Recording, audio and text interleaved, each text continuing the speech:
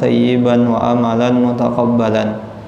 Allahumma alimna ma yanfa'una wa zidna ilman wal huda wat tuqa was salaha ya rabbal alamin. Alhamdulillah, summa alhamdulillah, segala puji hanya milik Allah Jalla Jalaluh. Salawat dan salam tak lupa kita curahkan kepada suri tauladan kita yang senantiasa kita harapkan syafaatnya. Semoga kita semua kelak mendapatkan syafaat baginda Nabi Muhammad sallallahu alaihi wasallam.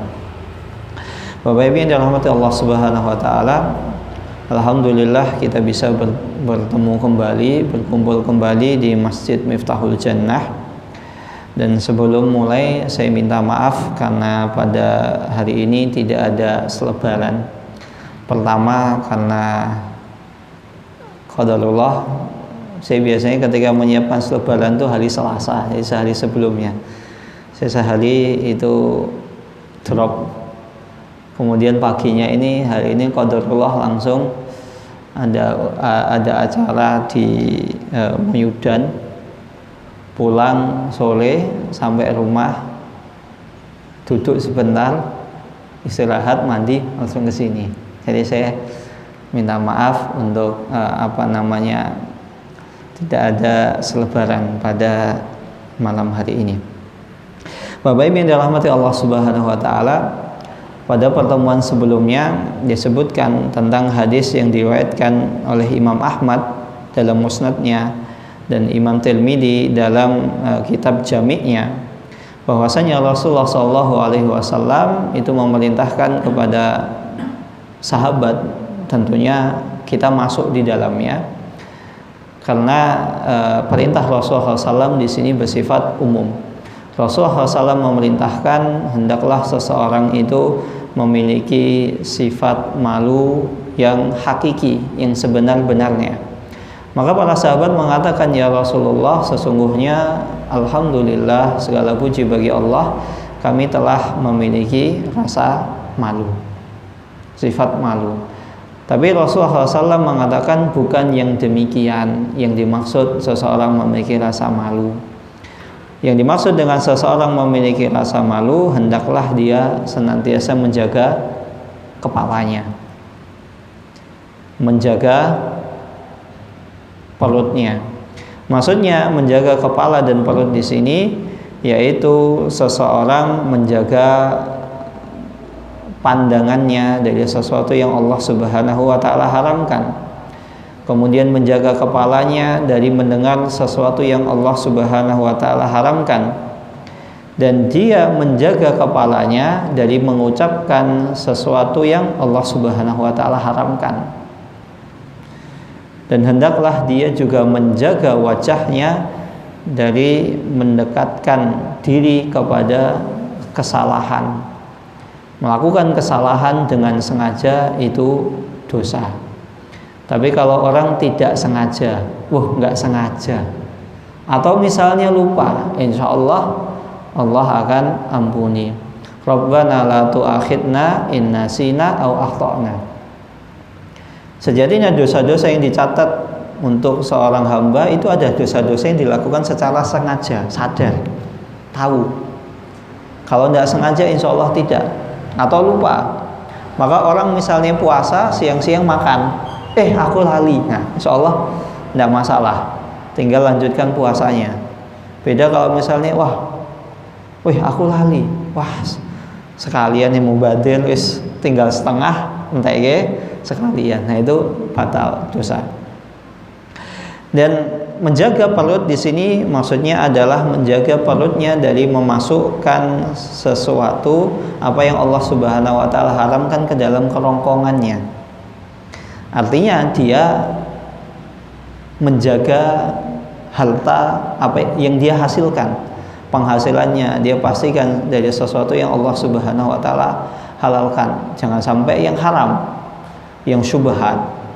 Zaman sekarang itu banyak yang menjadi kasus sampai Menteri Agama itu memberikan himbauan hendaklah ketika khutbah Jumat itu membahas tentang bahaya judi, karena judi ini sudah menggerogoti seluruh lapisan, bukan hanya rakyat jelata, pejabat, bahkan ada pejabat itu ada videonya lagi main judi slot ketika sidang.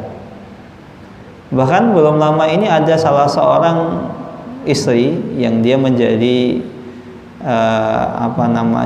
aparatur negara, itu membakar suaminya karena apa? Suaminya kecanduan judi slot. Nah, judi itu secara hukum fikih semua ulama sepakat bahwasanya hasil dari judi itu haram. Karena judi jelas mengandung sesuatu yang tidak jelas. Dan masalah fikih jual beli ketika ada sesuatu hal yang tidak jelas dan tidak jelasnya atau gamblingnya itu besar, maka haram. Tapi kalau misalnya gamblingnya kecil, insya Allah dimaafkan. Gamblingnya kecil itu ya insya Allah yang simple. Misalnya seseorang beli pakaian satu kodi atau satu kontainer. Nah ternyata ada yang cacat 1 atau 2, insya Allah dimaafkan. Selama cacatnya itu bukan hal yang parah. Ya cacat 1-2 pakaian ya wajar, namanya yang dipesan satu kontainer. Tapi kalau misalnya yang cacat itu misalnya setengahnya, sepertiganya, ini artinya ada keteledoran, maka harus dikembalikan. Dan judi jelas itu nggak ada orang yang tahu kapan dia untungnya, apakah dia rugi terus, apakah untung terus, nah, seperti itu. Apalagi judi ini membuat seseorang itu kecanduan, candu, benar-benar candu.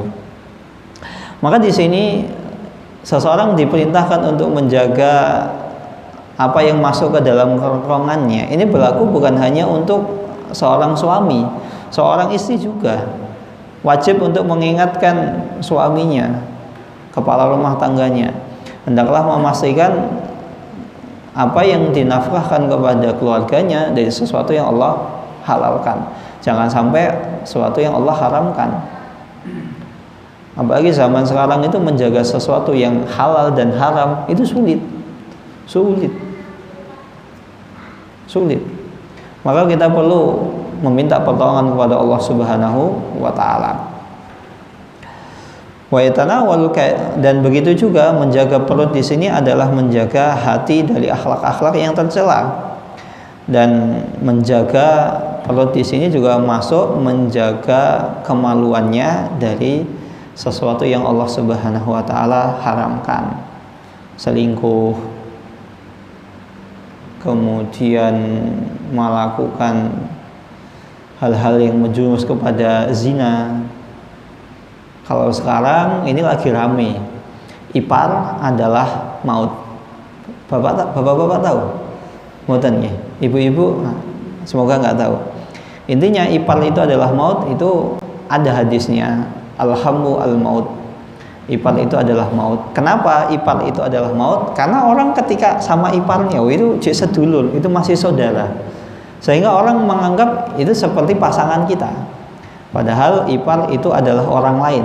Sampai kapanpun,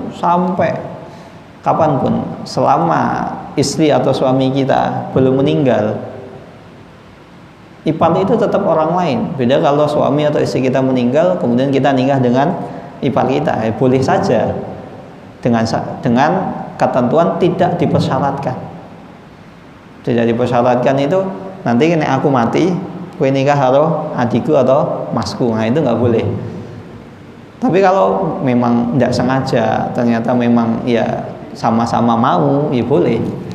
Maka perlu kita ketahui ipar sampai kapanpun itu tetap orang lain. Orang lain, walaupun dia adalah orang terdekat kita, ya kita tetap harus menjaga muamalah, namun juga tetap harus menjaga batasan. Tidak boleh kita berlebih-lebihan. Karena ketika seseorang tidak mengindahkan batasan yang Allah Subhanahu wa taala haramkan, akhirnya apa? Banyak antar ipar itu terjadi hubungan badan. Dan ini bukan suatu hal yang baru, lama. Bahkan Ustadz Firanda beliau pernah mengisahkan dalam salah satu kajiannya ketika beliau menyampaikan tentang tafsir juz saya lupa surat apa, intinya juz 28. Jadi Ustaz Firanda itu pernah mengisahkan beliau punya teman satu angkatan di Madinah. Nah biasanya Madinah itu kan istri mahasiswa itu kan ditinggal di negara masing-masing, banyak yang LDR. Jadi suaminya berangkat ke Madinah belajar lagi, istrinya ditinggal di negara asal. Nah ini temannya beliau ini mengisahkan, jadi istri saya itu tak tinggal di rumah mana? Rumah mertua. Salah apa benar? Tinggal istri di rumah mertua, orang tua kita sendiri. Benar betul? Benar, nggak salah. Tapi yang jadi masalah apa? Ternyata orang tuanya itu sudah lanjut usia. Yang ada di situ adalah adiknya. Dan adiknya ini belum kenal agama, orang awam. Senantiasa di situ. Lawang yang kenal agama saja bisa terjerumus, apalagi nggak kenal agama. Akhirnya saling interaksi, ya kebetulan di rumah itu yang satu-satunya laki-laki adalah adik iparnya. Bapak mertuanya ada, tapi kan sudah lanjut usia. Ya awalnya tidak ada yang aneh, cuma kalau lama-lama kok tiba-tiba ada sesuatu yang mengganjal.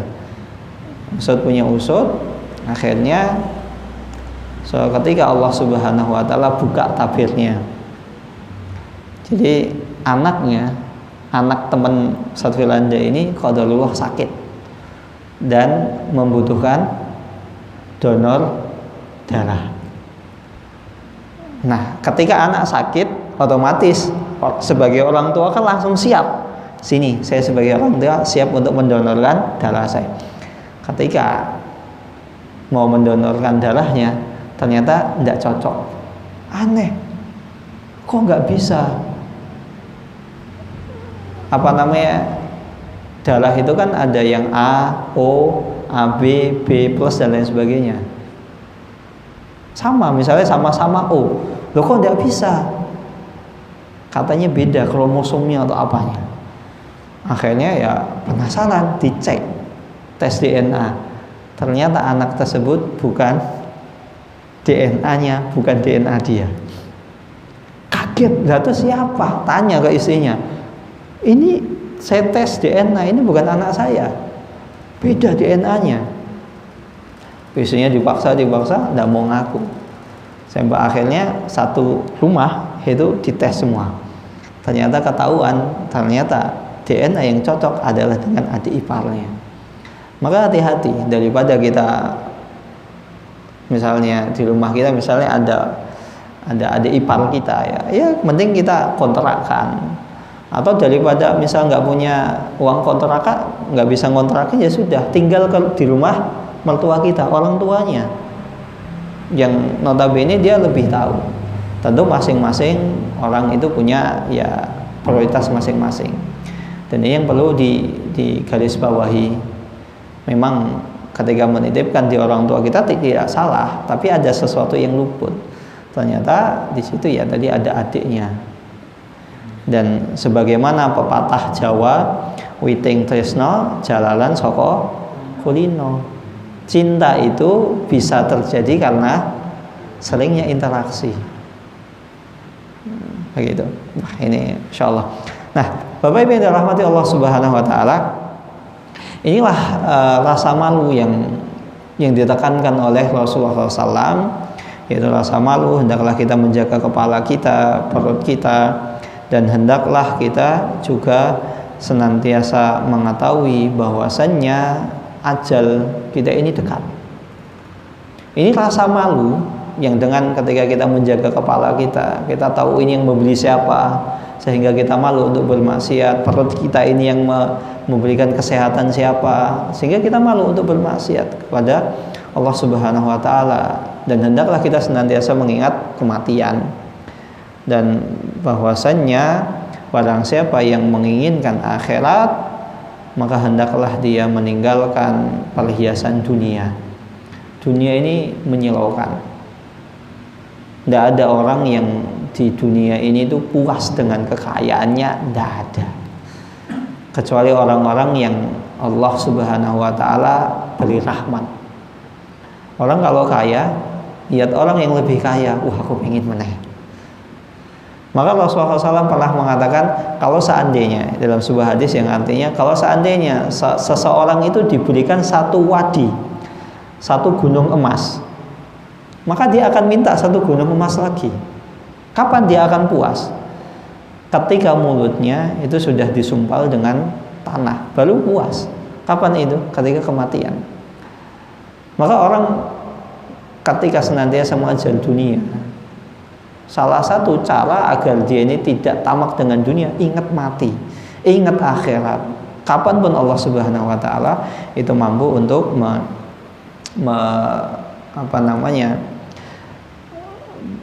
mencabut ajal kita, mencabut nyawa kita, kapanpun itu.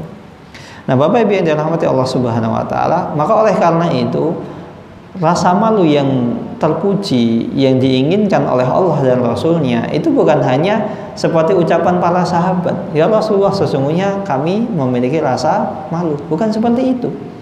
Tapi rasa malu yang dibuktikan dengan perbuatan, tindakan, keyakinan, falsafah hidup, mindset hidup seseorang, itu seperti itu. Kalau orang cuma ngomong aku malu, semua orang juga malu, bisa ngomong.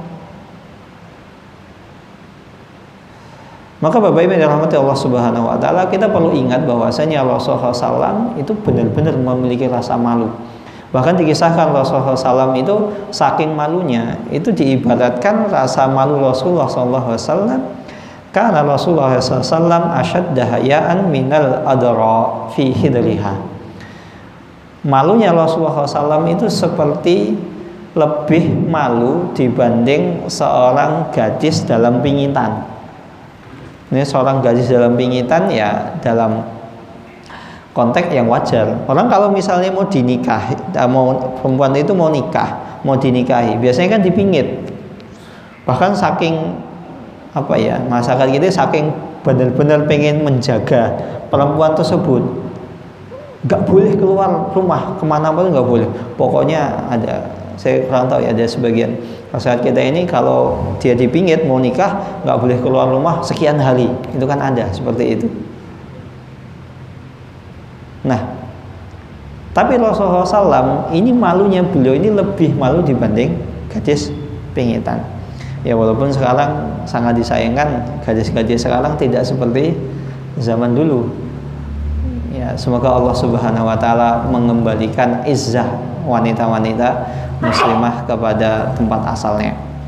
Nah, disebutkan Rasulullah SAW ini memiliki rasa malu. Contohnya adalah ketika kejadian Isra Mi'raj. Ketika itu Rasulullah SAW beliau Isra Mi'raj, perjalanan dari mana Isra Mi'raj?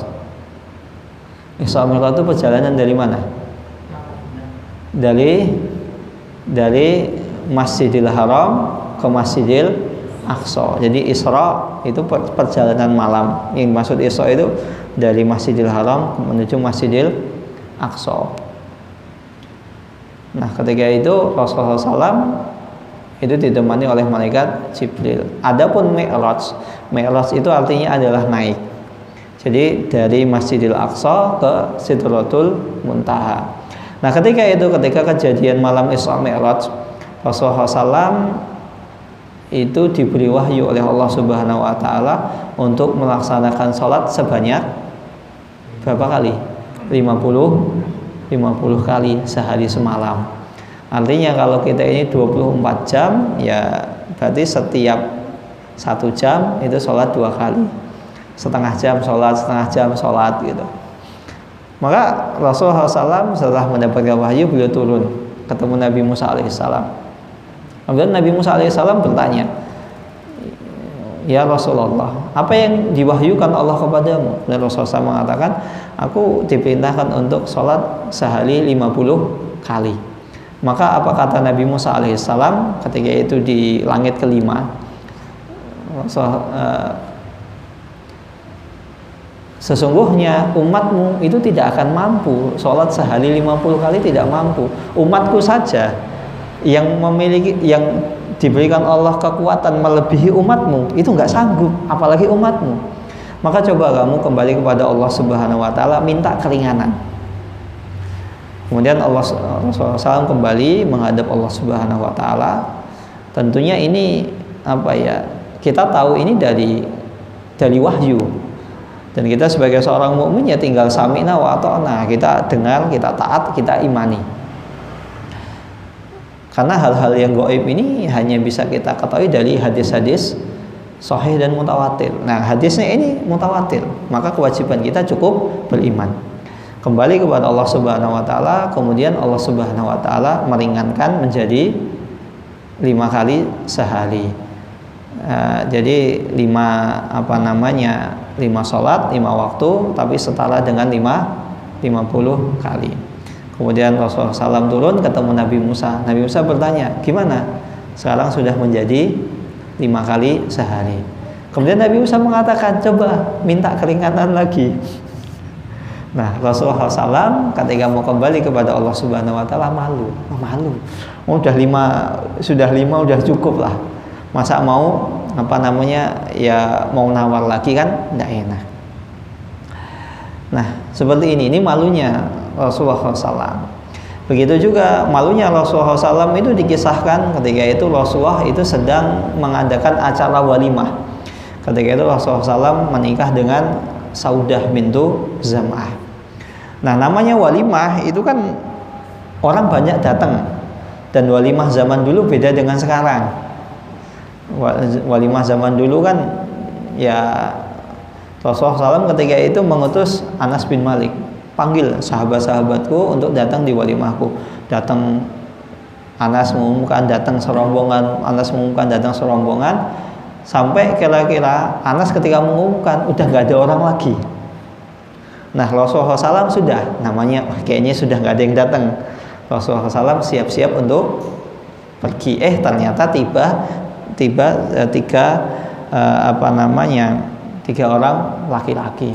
3 orang laki-laki datang, ya namanya sebagai tuan rumah dijamu, ditungguin, ternyata asik ngobrol.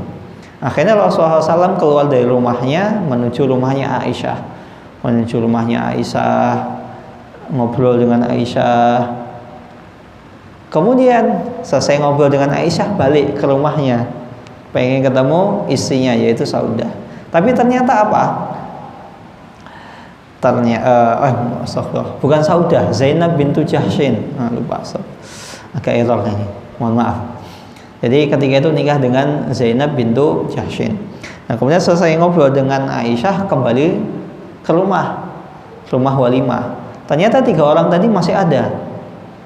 Nah, Rasulullah SAW mau ngusir ya, sungkan. Akhirnya Rasulullah SAW keluar rumah lagi menuju rumah istri-istrinya beliau. Sampai istri 1, 2, 3 sampai istri terakhir selesai. Kembali ke rumahnya Zainab, ternyata 3 orang ini masih ada. Nah, Rasulullah SAW itu ya malu. Nah, coba bayangkan kalau kita punya tamu seperti itu kira-kira tamu yang tahu diri atau nggak tahu diri? Tamu nggak tahu diri ya. Lalu tuan rumah sudah keluar rumah bolak-balik, balik lagi masih ada. Maka inilah pentingnya seseorang itu tahu sopan santun. Tapi ya kita kalau misalnya bertamu yuk lihat-lihat waktu, jangan bertamu malam gitu. Assalamualaikum Ustadz, saya mau berkunjung ke rumah antum jam 10 malam. Jam 10 malam udah pada tidur, udah istirahat. Kecuali kalau misalnya ya silahkan nanti ke rumah saya jam 10 aja, karena saya dari pagi sampai Isya saya nggak di rumah, saya adanya jam 10. Ya sudah. Nah, kalau diizinkan jam 10 ya ngobrolnya jangan lama-lama.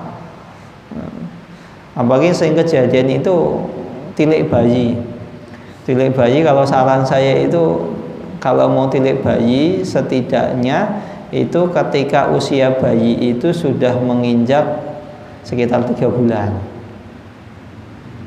Ini kalau saran saya, monggo. Boleh diambil, boleh tidak. Kenapa 3 bulan? Kenapa dengan 3 bulan? Karena biasanya seorang ibu itu sudah menemukan ritmenya. bayi ini nangis jam berapa, ini jam berapa. Apalagi kalau ternyata itu adalah anak pertama, itu luar biasa. Tapi kalau misalnya ini sudah anak kesekian, ya mau sebulan, 2 bulan, itu ya silahkan. Tapi kalau seminggu 2 minggu ya jangan dulu, karena walaupun sudah anak kesekian ya tetap harus ya ada penyesuaian diri. Ini di masyarakat kita ini kalau tilik bayi kan semangat, satu kampung itu, kasihan. Apalagi mental anak-anak zaman sekarang itu Gen Z, itu mental strawberry itu gampang baperan. Aduh aku nggak kuat, aduh aku capek.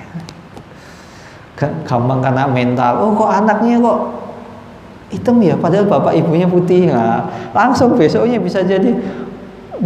Mohon maaf, itu ada kejadian belum lama. Gara-gara tetangganya itu ngejek anaknya, akhirnya apa? Anaknya itu dibunuh. Ya ini yang bunuh jelas salah. Tapi kan tidak mungkin ada asap kalau ada api. Ya bisa jadi seperti itu ya. Apalagi orang tua zaman sekarang yang generasi ya. Ada yang menyebutnya Gen Z, strawberry, micin dan lain sebagainya. Ya kita ya agak kasih spare waktu lah, jeda waktu agar dia persiapan. Nah, Bapak Ibu yang dirahmati Allah Subhanahu wa taala, begitu juga pernah suatu ketika Rasulullah SAW itu ditanya, ada salah seorang sahabiat itu sahabat perempuan, bertanya kepada Rasulullah SAW, "Ya Rasulullah, bagaimana cara untuk membersihkan darah haid?" Nah, ini dalil ya, jadi orang itu menjawab pertanyaan itu boleh bukan pada sesuatu yang sudah pernah dialami. Kan jelas Rasulullah ditanya bagaimana cara mensucikan darah haid, Rasulullah kan nggak haid, iya kan? Maka Rasulullah SAW ketika itu beliau mengatakan sediakan sepotong kain dan minyak misik kasturi. Sahabiat ini masih kepo, ya Rasulullah gimana caranya? Mungkin sahabiat ini khawatir, mungkin ada tata cara khusus tersendiri, ada ya ini. Padahal kan sejatinya membersihkan darah haid ya darahnya dibersihkan dulu, mungkin dibersihkan dengan air, dikucek dan lain sebagainya. Kemudian disediakan sepotong kainnya diolesi minyak kasturi, baru diusapkan di daerah yang terkena darah haid tadi. Tapi sahabat ini tanya, ya Rasulullah gimana caranya? Pengen dipraktekin. Rasulullah akhirnya mengatakan, tatahhari biha, wis pokoknya kamu bersuci dengan sepotong kain dan minyak kasturi. Subhanallah. Sampai Rasulullah SAW itu mengucapkan subhanallah. Apa? Saking malunya, masa saya harus mempraktekkan gitu loh. Ya karena kalau mempraktekkan kan harus ada sesuatu hal yang nyata gitu loh. Ini sesuatu hal, ini apa ya? Ini aurat gitu loh. Aurat seseorang itu tidak boleh disingkap. Bahkan Rasulullah SAW itu pernah suatu ketika beliau sedang ngobrol dengan Abu Bakar, kemudian Umar dan lain sebagainya. Ketika itu datang Utsman datang. Ketika itu Rasulullah SAW mungkin pakaiannya agak sedikit kurang rapi. Ketika Umar datang, Abu Bakar datang, Rasulullah ya tetap santai. Tapi ketika Utsman datang, Rasulullah SAW tiba-tiba merapikan pakaiannya. Kemudian Aisyah bertanya, ya Rasulullah, tadi bapakku Abu Bakar datang, kamu nggak merapikan pakaianmu, bajumu. Umar datang, kamu juga biasa aja. Tapi kenapa Utsman ketika datang, kamu tiba-tiba merapikan pakaianmu? Kemudian Rasulullah SAW mengatakan, sesungguhnya Utsman itu seseorang yang benar-benar memiliki sifat malu. Dan diriwayatkan ketika itu Rasulullah SAW itu sedikit tersingkap lututnya. Saya mau tanya Bapak Ibu, lutut itu aurat atau bukan? Lutut aurat atau bukan? Lutut itu laki-laki kepada laki-laki itu bukan aurat. Yang dijadikan yang aurat laki-laki auratnya laki-laki itu dari pusar sampai lutut.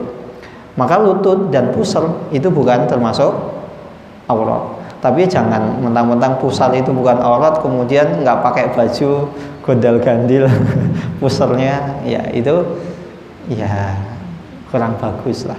Kecuali kalau di rumah, ya di rumah saya ini bukan aurat ya silahkan gitu. Nah suatu ketika Rasulullah itu lututnya itu agak kelihatan.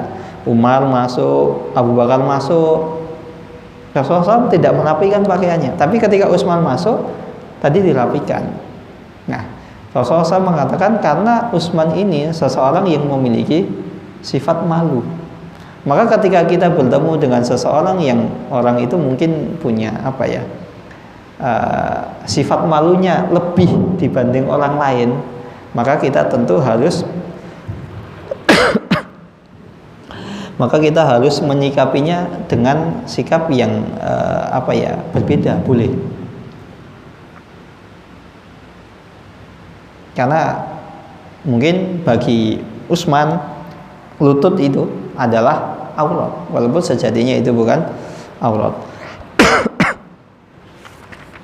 Kemudian Bapak Ibu yang dirahmati Allah Subhanahu wa taala, sifat sifat malu yang terpuji juga pernah dikisahkan.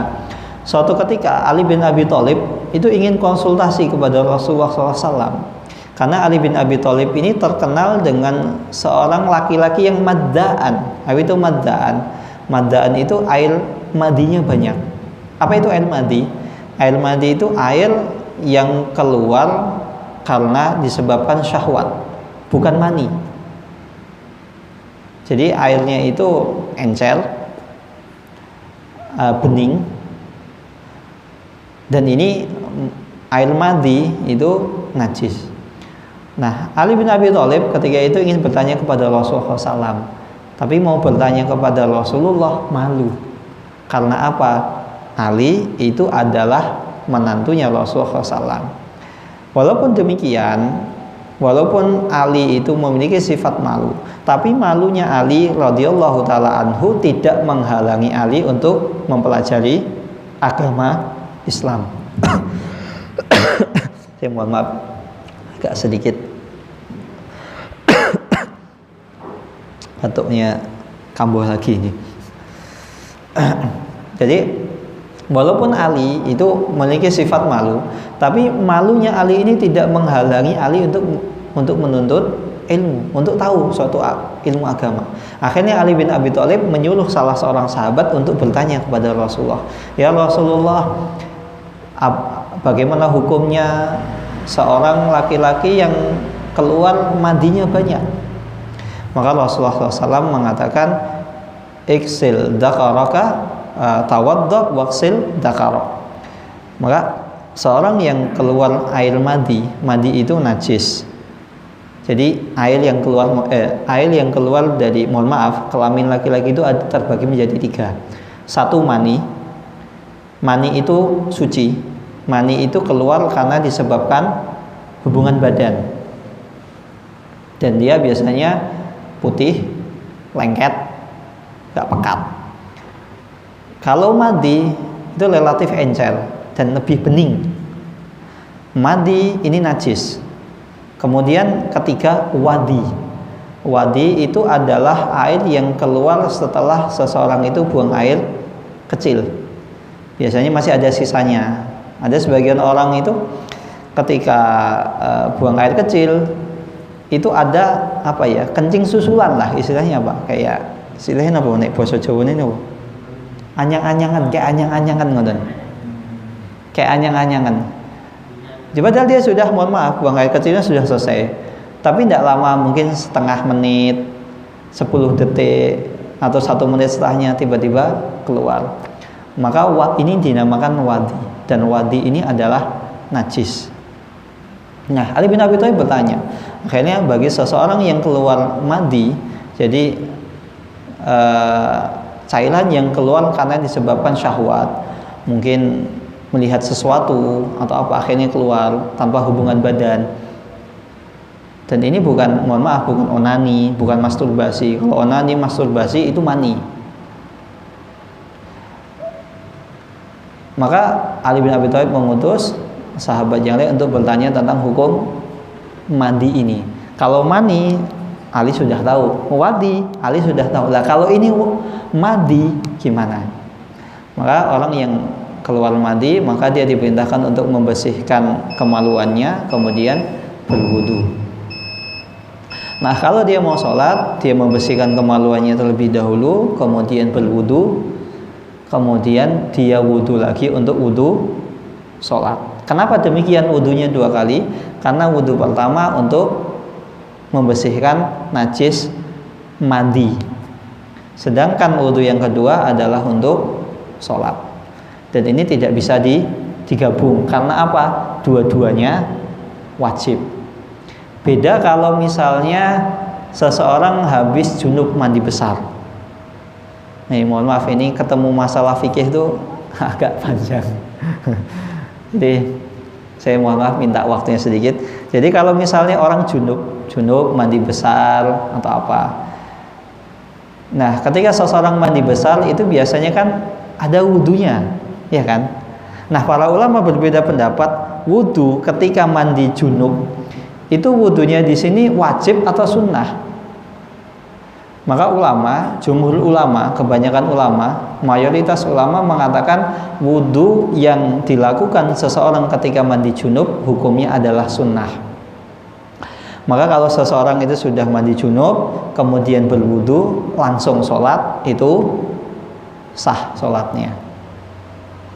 Atau tadi mungkin ada yang bertanya, loh kok mani kok nggak najis? Ya, mani tidak najis karena Rasulullah SAW itu pernah beliau ada bekas sisa mani di pakaian beliau SAW, dan Aisyah itu yang ngerik sisa. Jadi ada sisa mani kena pakaian kering. Nah, sama oleh Aisyah itu sisa mani tersebut itu dikerik, dibasahi kemudian dikerik. Maka ini menunjukkan apa? Bahwasannya mani tersebut itu tidak najis. Kenapa? Pertama tadi cukup dikerik. Ada yang mengatakan dibasahi, tapi dikerik cukup, tanpa dibasahi cukup.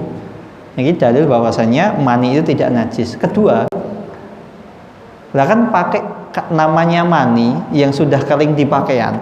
Kira-kira pakaiannya sempat dipakai enggak?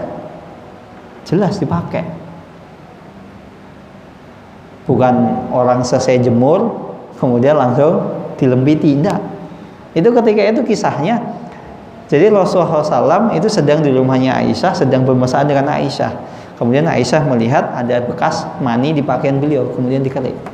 Maka artinya pakaian tersebut itu sempat digunakan Rasulullah SAW untuk melaksanakan sholat. Ini dalil bahwasannya mani itu tidak najis. Maka oleh karena itu Bapak Ibu yang dirahmati Allah Subhanahu wa taala, walaupun kita memiliki rasa malu atau mungkin agak jijik, agak apa, jangan sampai malu kita, apalagi gengsi kita menghalangi kita dari menuntut ilmu. Sekelas Abdullah ibnu Abbas saja yang beliau ahlu bait, keturunan nasabnya bersambung dengan nasab Nabi, orang yang paling paham tentang tafsir Al-Quran, itu tidak malu belajar kepada orang apa? Ajam, orang non-Arab, kepada Zaid bin Sabit. Padahal Zaid bin Sabit itu siapa? Kalau mau gede-gedean gengsi, ya jelas gengsi, lebih bergengsi Abdullah bin Abbas. Apalagi adu nasab, ya jelas menang nasabnya Abdullah ibnu Abbas. Tapi Abdullah ibnu Abbas ini pernah dikisahkan beliau ketika ingin belajar tafsir kepada Zaid bin Sabit itu sampai tidur di depan teras rumahnya Zaid bin Sabit, sampai tidur. Ketika dibuka Zaid bin Sabit kaget, loh kok ada Abdullah ibnu Abbas, sepupu Nabi, ahlu bait, dan tentunya bukan orang sembarangan. Itu. Maka jangan sampai gengsi kita atau malu kita menghalangi kita dari menuntut ilmu. Ini yang bisa saya sampaikan, kurang lebihnya saya mohon maaf atas waktu yang saya ambil. Assalamualaikum warahmatullahi wabarakatuh.